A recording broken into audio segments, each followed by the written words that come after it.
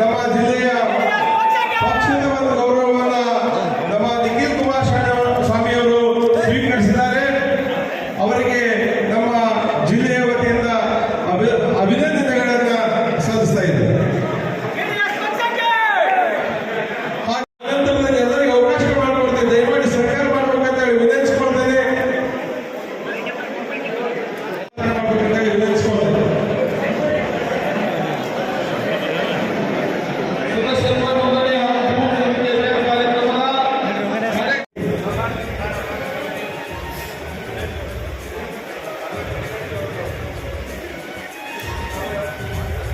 ಕುಮಾರಣ್ಣವರು ಪ್ರತಿನಿಧಿಸಿರ್ತಕ್ಕಂಥ ಕ್ಷೇತ್ರ ಅನಿರೀಕ್ಷಿತ ರಾಜಕಾರಣದ ಬೆಳವಣಿಗೆಗಳು. ಸನ್ಮಾನ್ಯ ಕುಮಾರಣ್ಣವರು ಕೇಂದ್ರಕ್ಕೆ ಹೋಗಬೇಕಾಯಿತು. ಆದರೆ ಎಲ್ಲವೂ ಕೂಡ ನಾನು ಈ ಕಡೆ ಚಂದ್ರನಿಗೆ ಹೇಳ್ತಾ ಇದ್ದೇನೆ, ಎಲ್ಲ ಭಗವಂತನ ಆಟ. ಹಾಗಾಗಿ ನಮ್ಮ ಕೈಯಲ್ಲಿ ಏನೂ ಇರೋದಿಲ್ಲ. ಕೆಲವೊಮ್ಮೆ ಆ ಭಗವಂತ ಜೊತೆಯಲ್ಲಿ ರಾಜ್ಯದ ಜನತೆಯ ಬೈಕೆ ಅವೆಲ್ಲದಕ್ಕೂ ನಾವು ಗೌರವ ಕೊಟ್ಟು ಕೆಲವೊಂದಷ್ಟು ನಿರ್ಣಯಗಳು ತಗೊಳ್ಬೇಕಾಗ್ತದೆ. ಇವತ್ತು ಸನ್ಮಾನ್ಯ ಕುಮಾರಣ್ಣವರು ಈ ರಾಜ್ಯದ 7.5 ಕೋಟಿ ಕನ್ನಡಿಗರ ಒಂದು ಆಶೀರ್ವಾದದಿಂದ ವಿಶೇಷವಾಗಿ ನಮ್ಮ ಕೊಪ್ಪಳದಲ್ಲಿದ್ದರೂ ಕೂಡ ಮಂಡ್ಯ ಜಿಲ್ಲೆಯ ಪ್ರಬುದ್ಧ ಮತದಾರ ತಂದೆ ಒಂದು ಆಶೀರ್ವಾದ, ರೈತರ ಆಶೀರ್ವಾದ, ಹೆಣ್ಣು ಮಕ್ಕಳ ಆಶೀರ್ವಾದ, ಯುವಕರ ಆಶೀರ್ವಾದ, ಇವೆಲ್ಲದರ ಮೂಲ ಇವತ್ತು ಸನ್ಮಾನ್ಯ ಕುಮಾರಣ್ಣವರು ಶ್ರೀ ನರೇಂದ್ರ ಮೋದಿಜಿಯವರ ಸಂಪುಟದಲ್ಲಿ ಬೃಹತ್ ಕೈಗಾರಿಕೆ ಹಾಗೂ ಉಕ್ಕಿನ ಸಚಿವರಾಗಿ ಕೆಲಸವನ್ನು ಮಾಡ್ತಕ್ಕಂಥ ಅವಕಾಶ ಸಿಕ್ಕಿದೆ. ಚಂದ್ರಣ್ಣವರು ಹೇಳ್ತಾ ಇದ್ರು, ಏನು ಈ ಭಾಗದಲ್ಲಿ ಹೊಸ ಕಾರ್ಖಾನೆಗಳನ್ನ ಸ್ಥಾಪನೆ ಮಾಡುವ ಮೂಲಕ ನಮ್ಮ ರಾಜ್ಯದಲ್ಲಿ ಅತಿ ಹೆಚ್ಚು ಯುವಕರಿಗೆ ಒಂದು ಸಮಸ್ಯೆ, ಉದ್ಯೋಗದ ಸಮಸ್ಯೆ. ರೈತರ ಮಕ್ಕಳು ಓದಿದ್ದಾರೆ, ರೈತರ ಮಕ್ಕಳು ಇವತ್ತು ಸಾಲಗಳನ್ನ ತಗೊಂಡು ಅವರ ತಂದೆ ತಾಯಿ ಓದಿಸಿದ್ದಾರೆ. ಆದರೆ ಇವತ್ತು ಎಷ್ಟೋ ಜನ ITIಗಳು ಮಾಡಿದ್ದಾರೆ, ಡಿಗ್ರಿಗಳು ತಗೊಂಡಿದ್ದಾರೆ, ಮಾಸ್ಟರ್ ಡಿಗ್ರಿಗಳನ್ನ ಪಡ್ಕೊಂಡಿದ್ದಾರೆ. ಆದರೆ ವಿಪರ್ಯಾಸ, ಇವತ್ತು ಇಷ್ಟು ಡಿಗ್ರಿಗಳನ್ನ ಪಡ್ಕೊಂಡಿದ್ರು ಕೂಡ ಯುವ ಸಮುದಾಯ ಸ್ವಂತ ಕಾಲ ಮೇಲೆ ನಿಂತು ಇವತ್ತು ಒಂದು ಸ್ವಂತ ಶಕ್ತಿಯಿಂದ ದುಡಿತಕ್ಕಂಥದಕ್ಕೆ ಒಂದು ಉದ್ಯೋಗ ಕಲ್ಪಿಸಬೇಕು ಅಂತಕ್ಕಂಥದ್ದು ಇವತ್ತು ಸನ್ಮಾನ್ಯ ಕುಮಾರಣ್ಣ ಅವರ ಚಿಂತನೆ ಈ ದೇಶದಲ್ಲಿ, ನಮ್ಮ ರಾಜ್ಯದಲ್ಲಿ. ಎರಡು ಕಡೆ ಇವತ್ತು ಹಲವಾರು ಜಿಲ್ಲೆಗಳಲ್ಲಿ ಕಾರ್ಖಾನೆಯನ್ನು ಸ್ಥಾಪನೆ ಮಾಡಬೇಕು ಅಂತಕ್ಕಂಥ ಹಿನ್ನೆಲೆಯಲ್ಲಿ ಸಾಕಷ್ಟು ಕನಸನ್ನು ಸನ್ಮಾನ್ಯ ಕುಮಾರಣ್ಣ ಅವರು ಕೆಲಸವನ್ನು ಮಾಡ್ತಾ ಇದ್ದಾರೆ. ಜೊತೆಯಲ್ಲಿ ಈ ತರ ನಾವು ಪ್ರಾರಂಭ ಮಾಡಿದಂಥ ವಿಷಯವನ್ನ ಸ್ಥಗಿತ ಮಾಡಿದೆ, ಆದರೆ ಅದನ್ನು ಪೂರೈಸ್ತೇನೆ. ಮಾಧ್ಯಮದ ಸ್ನೇಹಿತರಿಗೆ ಒಂದು ಮಾತನ್ನು ತಿಳಿಸಿ ಬಯಸ್ತೇನೆ. ಸನ್ಮಾನ್ಯ ಕುಮಾರಣ್ಣ ಅವರ ಸ್ವಕ್ಷೇತ್ರ ಚನ್ನಪಟ್ಟಣ ತೆರವಾಗಿದೆ.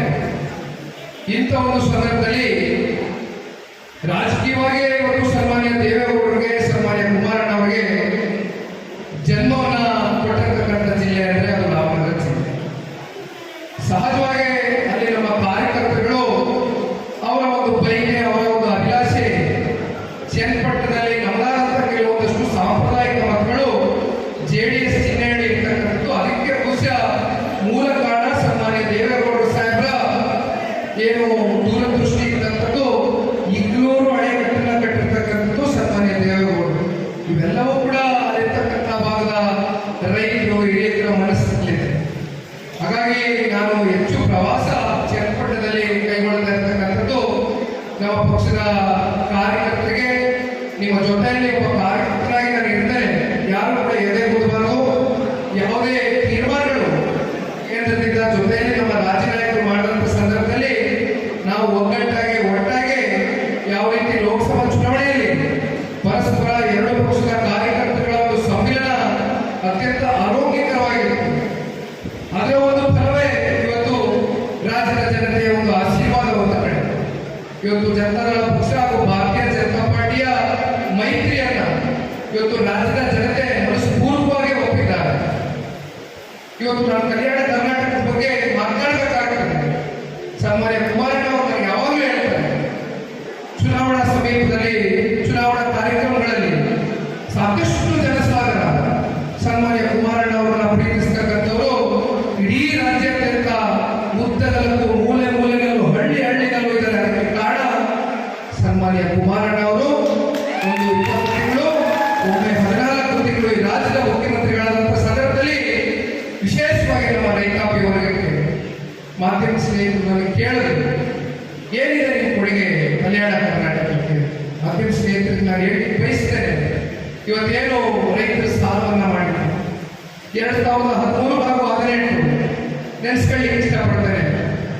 ಇದೇ ಕಾಂಗ್ರೆಸ್ನ ಪಕ್ಷ ಆಡಳಿತದಲ್ಲಿ ಹಿಂದಿನ ರಾಜ್ಯದ ಮುಖ್ಯಮಂತ್ರಿಗಳೇ ಅಂದೂ ರಾಜ್ಯದ ಮುಖ್ಯಮಂತ್ರಿಗಳಾಗಿದ್ದರು. ಅತಿ ಹೆಚ್ಚು ರೈತರುಗಳು ಸಾಲವನ್ನು ಮಾಡಿ ಸಾಲದ ಹೊರೆಗೆ, ಆ ಸಾಲದ ಭಾರಕ್ಕೆ ನೇಣಿಗೆ ಸೆಳೆಯಾಗ್ತಕ್ಕಂಥ ಸನ್ನಿವೇಶಗಳು ಸಾಕಷ್ಟು ಪ್ರಾರಂಭ ಆಯಿತು. ಅವತ್ತು ಸನ್ಮಾನ್ಯ ಕುಮಾರಣ್ಣವರು ನಿರ್ಧಾರ ಮಾಡ್ತಾರೆ, ರೈತ ಕುಟುಂಬದಲ್ಲಿ ಹುಟ್ಟಿರ್ತಕ್ಕಂಥ ನಾನು ರೈತರಿಗೋಸ್ಕರ ಸನ್ಮಾನ್ಯ ದೇವೇಗೌಡರು ಸಾಹೇಬರವರ ಇಡೀ 42 ವರ್ಷಗಳ ದೀರ್ಘಕಾಲದ ರಾಜಕಾರಣದ ಉದ್ದಗಲೂ ಕೂಡ ರೈತಾಪಿ ವರ್ಗದ ಜೊತೆಯಲ್ಲಿ ನಿಂತಿರ್ತಕ್ಕಂಥ ಧೀಮಂತ ನಾಯಕ. ಅವತ್ತು ಮಾತನ್ನ ಕೊಡ್ತಾರೆ ಕುಮಾರಣ್ಣ ಅವರು. ಚುನಾವಣಾ ಪ್ರಚಾರದಲ್ಲಿ ಹೇಳ್ತೇವೆ, ನಾವೆಲ್ಲರೂ ಹೇಳ್ತೇವೆ ಘಂಟಾಘೋಷವಾಗಿ, ಇಡೀ ರಾಜ್ಯಕ್ಕೆ ಸಂದೇಶವನ್ನು ಕೊಡ್ತೇವೆ, ರೈತರಿಗೆ ಆತ್ಮವಿಶ್ವಾಸವನ್ನು ತುಂಬಿಸ್ತೇವೆ. ಜನತಾದಳ ಪಕ್ಷ ಸಂಪೂರ್ಣ ಬಹುಮತ ಬಂದಂತ ಸಂದರ್ಭದಲ್ಲಿ ರೈತರ ಸಾಲವನ್ನು ಮನ್ನಾ ಮಾಡ್ತೇವೆ ಅಂದರು. ಆದರೆ ನಮಗೆ ಬಂದಂಥದ್ದು ಕೇವಲ 37-38 ಸಾವಿರ. ಬಹಳ ಸುಲಭವಾಗಿ ಕುಮಾರಣ್ಣವರು ಕೊಟ್ಟಂತ ಮಾತನ್ನ ಹೇಳಬಹುದಾಗಿತ್ತು, ನಾನು ಸಂಪೂರ್ಣ ಬಹುಮತ ಬಂದಲ್ಲಿ ಅಂತ ಹೇಳಿದೆ. ಆದರೆ ನನಗೆ ಇವತ್ತು ಇರ್ತಕ್ಕಂಥದ್ದು ಈ ಸಮ್ಮಿಶ್ರ ಸರ್ಕಾರದ ಒತ್ತಡದಲ್ಲಿ ಯಾವ ರೀತಿ ನಾನು ಆರ್ಥಿಕವಾಗಿ ಹಣವನ್ನು ಹೊಂದಿಸ್ಲಿಕ್ಕೆ ಆಗುತ್ತೋ ಇಲ್ವೋ ಅಂತಕ್ಕಂಥದ್ರ ಬಗ್ಗೆ ರೈತರಿಗೆ ಕೊಟ್ಟಂತ ಮಾತು ಉಳಿಸ್ಕೊಂಡ್ರು. ಆದರೆ ರೈತರಿಗೆ ಅನ್ಯಾಯ ಮಾಡಲಿಲ್ಲ ಕುಮಾರಣ್ಣ. 25,000 ಕೋಟಿ ರಾಷ್ಟ್ರೀಕೃತ ಬ್ಯಾಂಕ್ನಲ್ಲಿ, ಸಹಕಾರಿ ರಂಗದ ಬ್ಯಾಂಕ್ಗಳಲ್ಲಿ ಇವತ್ತು ಕೇವಲ ಹಳೆ ಮೈಸೂರು ರಾಜ್ಯದಲ್ಲಿ ಅಷ್ಟೇ ಅಲ್ಲ, ಇಡೀ ರಾಜ್ಯದಲ್ಲಿ ರಾಷ್ಟ್ರೀಕೃತ ಬ್ಯಾಂಕ್ ಹಾಗೂ ಸಹಕಾರಿ ಸಂಘದ ಬ್ಯಾಂಕ್ಗಳಲ್ಲಿ ಇಡೀ ರಾಜ್ಯದಲ್ಲಿ 25,000 ಕೋಟಿ ಸಂಪೂರ್ಣ ಸಾಲವನ್ನ ಅಂದ್ರೆ ಕೇವಲ ಹಳೆ ಮೈಸೂರು ಪ್ರಾಂತ್ಯ ಅಷ್ಟೇ ಅಲ್ಲ, ಕಲ್ಯಾಣ ಕರ್ನಾಟಕಕ್ಕೂ ಕೂಡ ಇರತಕ್ಕಂಥ ರೈತಾಪಿ ವರ್ಗಕ್ಕೆ ಸಾಲವನ್ನು ಮಾಡತಕ್ಕಂಥದ್ದು ಸನ್ಮಾನ್ಯ ಕುಮಾರಣ್ಣ ಅವರು. ಯಾವತ್ತೂ ಕೂಡ ದೇವೇಗೌಡರು ಸಾಹೇಬರು ಸನ್ಮಾನ್ಯ ಕುಮಾರಣ್ಣ ಅವರು ಒಂದು ಜಾತಿ, ಒಂದು ವರ್ಗ, ಒಂದು ಸಮುದಾಯಕ್ಕೆ ಸೀಮಿತವಾಗಿ ಕೆಲಸವನ್ನು ಮಾಡತಕ್ಕಂಥದ್ದಲ್ಲ, ಸರ್ವ ಜನಾಂಗಕ್ಕೂ ಕೂಡ ಇವತ್ತು ಆರ್ಥಿಕವಾಗಿ, ಶೈಕ್ಷಣಿಕವಾಗಿ, ಸಾಮಾಜಿಕವಾಗಿ ಶಕ್ತಿಯನ್ನು ತುಂಬಿಸ್ತಕ್ಕಂಥ ಒಂದು ಕೆಲಸವನ್ನ ಸನ್ಮಾನ್ಯ ದೇವೇಗೌಡರು ಸಾಹೇಬರು ಕೇವಲ 3-3.5 ವರ್ಷ ಅಷ್ಟೇ ಅವರು ಅಧಿಕಾರದಲ್ಲಿ ಇದ್ದಂಥದ್ದು.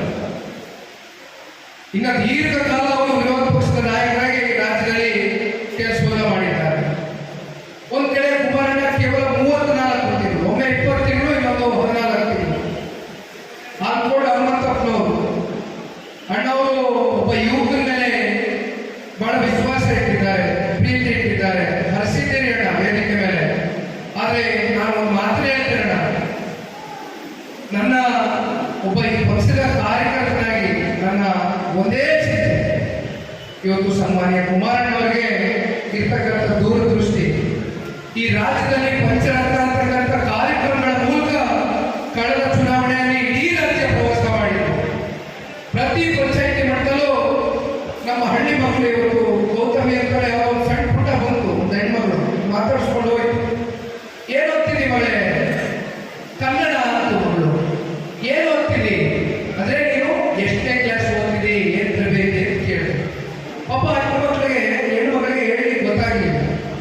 ಇದಕ್ಕೆ ಕಾರಣ ಸರ್ಕಾರಿ ಶಾಲೆಗಳಲ್ಲಿ ಇವತ್ತು ನಮಗೆ ಯಾವುದೇ ರೀತಿ ಖಾಸಗಿ ಶಾಲೆಗಳಲ್ಲಿ ಇರತಕ್ಕಂಥ ಸೌಲಭ್ಯಗಳು ಇಲ್ಲ, ಬಿಲ್ಡಿಂಗ್ ಇನ್ಫ್ರಾಸ್ಟ್ರಕ್ಚರ್ ಇಲ್ಲ, ಟೀಚಿಂಗ್ ಫೆಸಿಲಿಟಿಗಳಿಲ್ಲ, ಯಾವುದೇ ರೀತಿ ಇವತ್ತು ಅನುಕೂಲಗಳು ನೊಂದಿರ್ತಕ್ಕಂಥ ಹಿಂದುಳಿದ ಸಮಾಜದ ಮಕ್ಕಳಿಗೆ ಅವರ ಏಳಿಗೆಗೋಸ್ಕರ, ಅವತ್ತು ವಿದ್ಯಾಭ್ಯಾಸಕ್ಕೋಸ್ಕರ ಯಾವುದೇ ರೀತಿಯಾದಂಥ ಸರ್ಕಾರಿ ಶಾಲೆಗಳಲ್ಲಿ ಸೌಲಭ್ಯಗಳಿಲ್ಲ. ಇವೆಲ್ಲವೂ ಕೂಡ ಗಮನದಲ್ಲಿಟ್ಟುಕೊಂಡು ಸನ್ಮಾನ್ಯ ಕುಮಾರಣ್ಣ ಅವರ ರಾಜಕೀಯ ಅನುಭವದ ಕಾರ್ಯಕ್ರಮಗಳು ಪಂಚರತ್ನ ಪ್ರತಿ ಪಂಚಾಯಿತಿ ಮಟ್ಟದಲ್ಲಿ ಇವತ್ತೇನು ಖಾಸಗಿ ಶಾಲೆಗಳಲ್ಲಿ ಸಿಗ್ತಕ್ಕಂಥ ವಿದ್ಯಾಭ್ಯಾಸ ನಮ್ಮ ಹಳ್ಳಿಯ ಮಕ್ಕಳಿಗೂ ಸಿಗಬೇಕು ಅಂತಕ್ಕಂಥ ಒಂದು ಕನಸು ಹೊತ್ತು ಒಂದು ಕಡೆ ಎಲ್ಲ ಶಾಲೆಗಳನ್ನ ಮಾಡ್ತಕ್ಕಂಥದ್ದು ಇರ್ಬೋದು, ಮತ್ತೆ ಪಂಚಾಯಿತಿ ಮಟ್ಟದಲ್ಲಿ ಹೈಟೆಕ್ ಆಸ್ಪತ್ರೆ ನಿರ್ಮಾಣ ಮಾಡ್ತಕ್ಕಂಥದ್ದು, ಇವೆಲ್ಲವೂ ಕೂಡ ತೆಗೆದುಕೊಂಡು ಇಡೀ ರಾಜ್ಯದ ಜನತೆಯ ಮುಂದೆ ಪಂಚರತ್ನ ಅಂತಕ್ಕಂಥ ಕಾರ್ಯಕ್ರಮದ ಮೂಲಕ ಕಳೆದ ವಿಧಾನಸಭಾ ಚುನಾವಣೆ ಸಂದರ್ಭದಲ್ಲಿ ಹೋದ್ರು. ಒಂದ್ ಕಡೆ ಕಾಂಗ್ರೆಸ್ನ ಗ್ಯಾರಂಟಿಗಳು ಓದ್ತಾ ಇತ್ತು ಬೆಳಗ್ಗೆ ಪತ್ರಿಕೆ, ಹಿಮಾಚಲ ಪ್ರದೇಶದಲ್ಲಿ ಸ್ಥಿತಿಗತಿಗಳೇನಾಗಿದೆ ಇವತ್ತು, ಇದೇ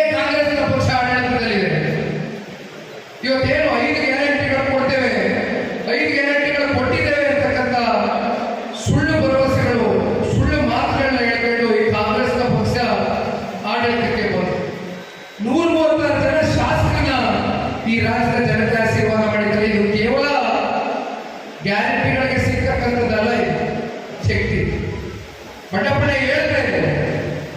ಬಹುಶಃ ಕಳೆದ ವಿಧಾನಸಭಾ ಚುನಾವಣೆಯಲ್ಲಿ ಜನತಾದಳ ಪಕ್ಷ ಮತ್ತೆ ಭಾರತೀಯ ಜನತಾ ಪಾರ್ಟಿ ಒಟ್ಟಾಗಿದ್ದಿದ್ರೆ ಇವತ್ತು ಈ ಕಾಂಗ್ರೆಸ್ನ ಸರ್ಕಾರವನ್ನ, ಈ ಕಾಂಗ್ರೆಸ್ನ ಮುಖಂಡನ ಈ ರಾಜ್ಯದಲ್ಲಿ ದುರ್ಬಿನಿಯೋಗ ಹುಡುಕಕ್ಕಂತ ಒಂದು ಸ್ಥಿತಿ ನಿರ್ಮಾಣ ಆಗ್ತಾ ಇದೆ. ಆದ್ರೆ ಎಲ್ಲದಕ್ಕೂ ಕಾಲ ನಿರ್ಣಯ ಮಾಡುತ್ತೆ, ಎಲ್ಲ ಸಮಾಧಾನ ಹೋಗಬೇಕು ಅಂತಕ್ಕಂಥದ್ದು. ಅದಕ್ಕೆ ನಾನು ಹೇಳಿದ್ದೆ, ಈ ಕಳೆದ ಲೋಕಸಭಾ ಚುನಾವಣೆಯಲ್ಲಿ ನಿಮ್ಗೆಲ್ಲರೂ ಮಾಹಿತಿ ಇರೋದಿಲ್ಲ ಅಂತ ಹೇಳ್ತಾರೆ.